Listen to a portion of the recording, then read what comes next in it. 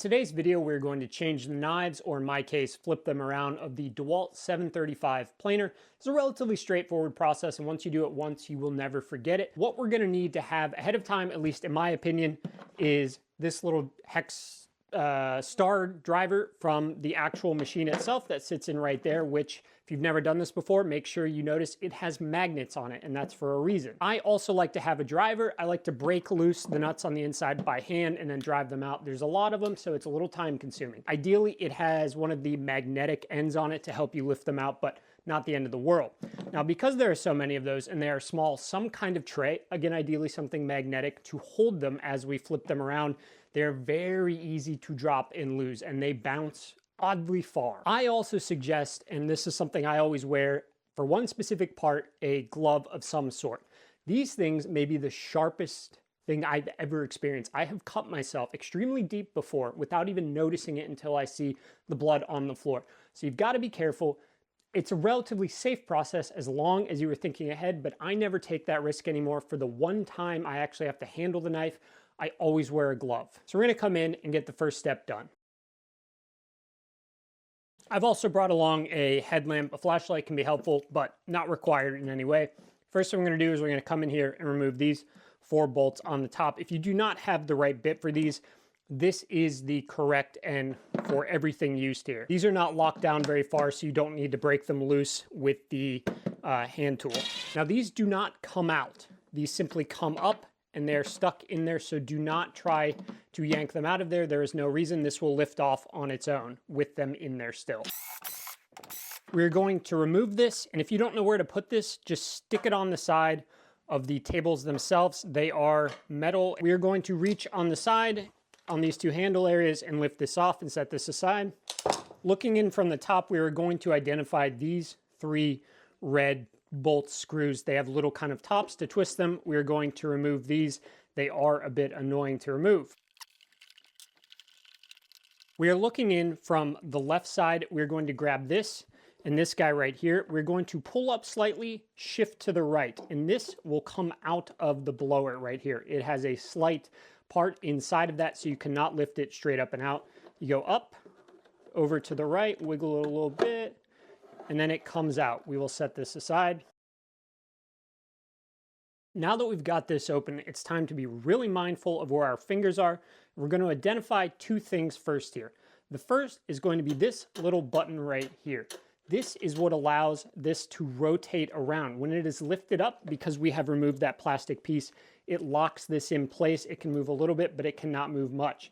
To get to the next blade, you have to depress this, hold it, and then spin this around. So do not forget this. If you cannot get it to turn, it's probably because you are not pressing this down. Number 2, these are very sharp. Do not forget that at any time. That is why I bring my glove along. If you at all think you need to get near the end of that blade, just either put a glove on or just be extremely careful.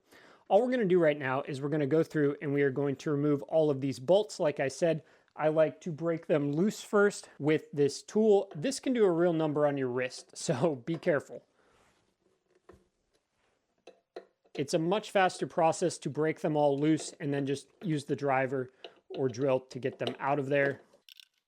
When we put these back in, it's a little specific the order we go into, and while it's not mandatory, I do think it helps. So pay attention to how we put those back in there. This is where the magnetic tip is going to come in handy here, because if not, these aren't particularly long. Got to get down in there and try to grab it, and it's just very annoying. This is where our magnetic parts tray really comes in handy. Remember that for each of these, there are 8 of them. So double check. There should be 8 by the time you've taken them all out. If not, there's a really good chance 1 fell through, at which point stop, raise the whole thing up, and go down there and find it. We do not want to forget about it. Once we have all of our bolts removed, we are going to grab this tool again, and as I mentioned earlier, it is magnetic. And in theory, this allows us to never have to touch these. The only time you have to touch them is if you want to do any cleaning, which I often will do a few times before flipping them to get a little more out of the life cycle. Magnetic right on top of this holder, and you'll notice this has a specific direction to it.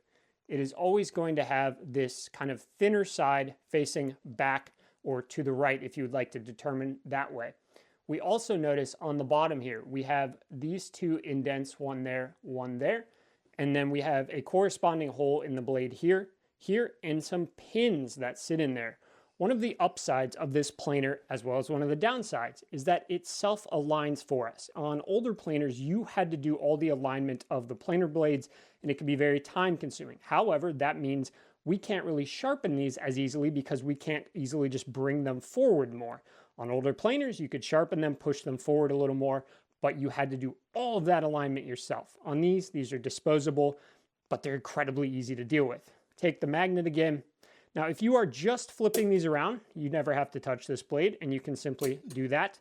However, like I said, sometimes in the middle before flipping, I will come in and clean off this crud on the bottom here. Whether you want to do that or not is up to you. We will also pay attention to this knife, and we will see this G with a triangle on it. This simply tells us which side of the blade we've used or not. If you start with all of them facing one way, when you flip them around, you will have all of them facing the other way.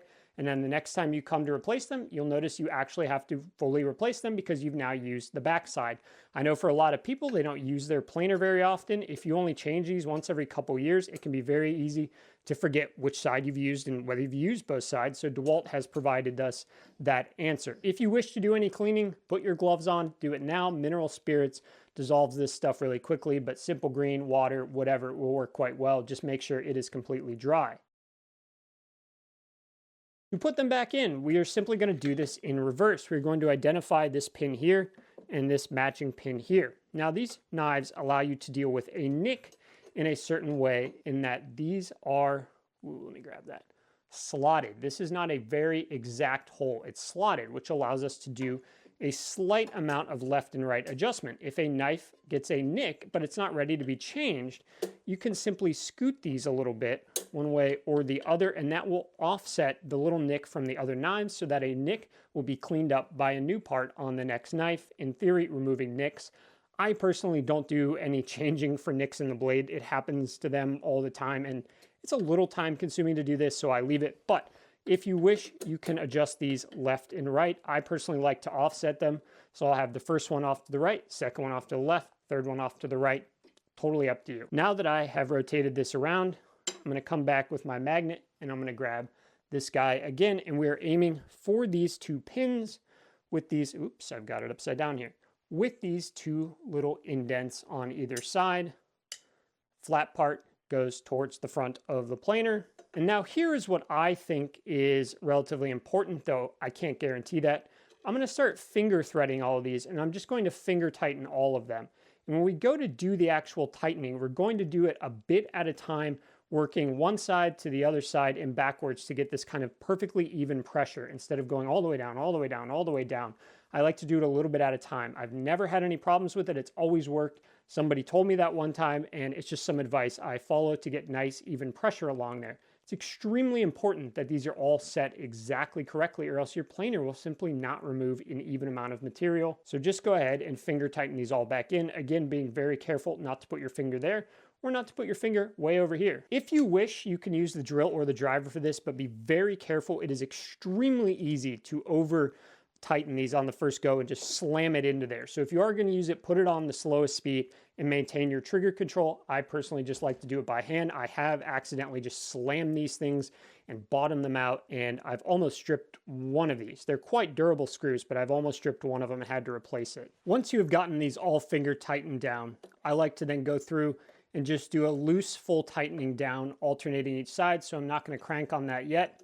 I will then come to the far side just until it stops, and I will go through back and forth, alternating all the way, at which point I will then come back and I will do the final tightening down. These don't need to be stripped. They do need to be tight.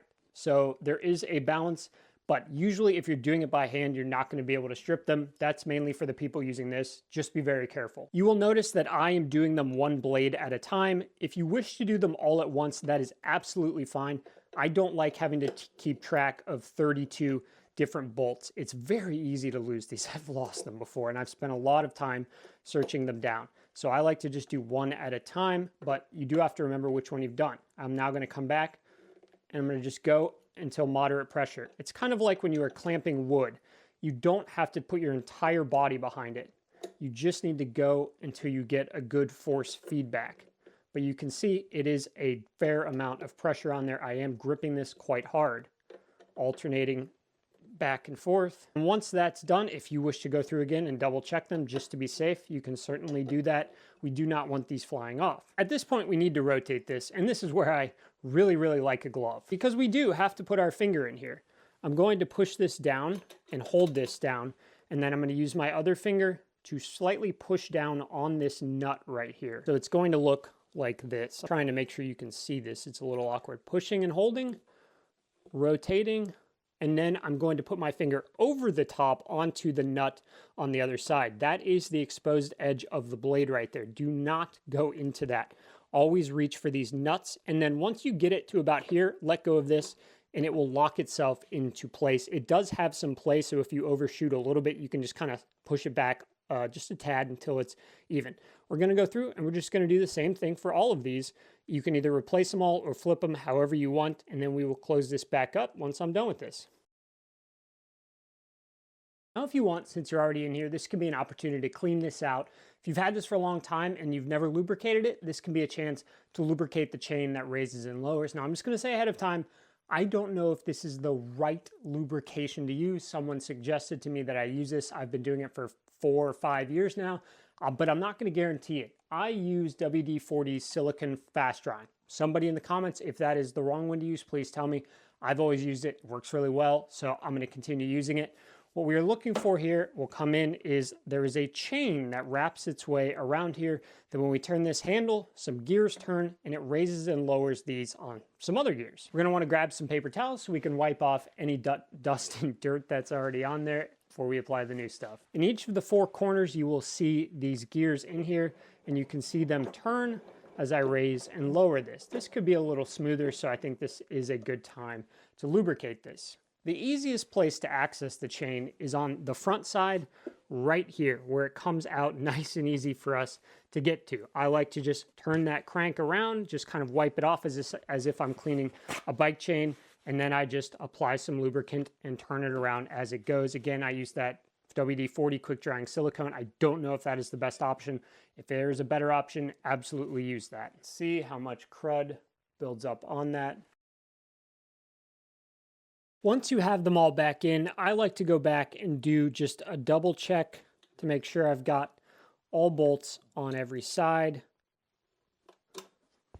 Everything looks good there. And we're just going to go now in reverse order and put it back together. This guy comes first. We're going to move this over like this to the right, and then we're going to come down and it will kind of wiggle its way in. You'll hear it click in there like that. Press it in. And only at that point will it then go down. We're going to reinsert all 3 of these red screw bolt things. There's one located here, here, and then the third one is down and to the left here. This one's a little hard to reach. You got to fish your way down in there. These are not aligning properly. You can't quite get them in. It's almost certainly because you did not push this in far enough. You're going to want to make sure you have these snug, because this being pressed down is what pushes down that little lever over here that allows it to spin. If it is not fully able to be depressed, the blade will not spin around.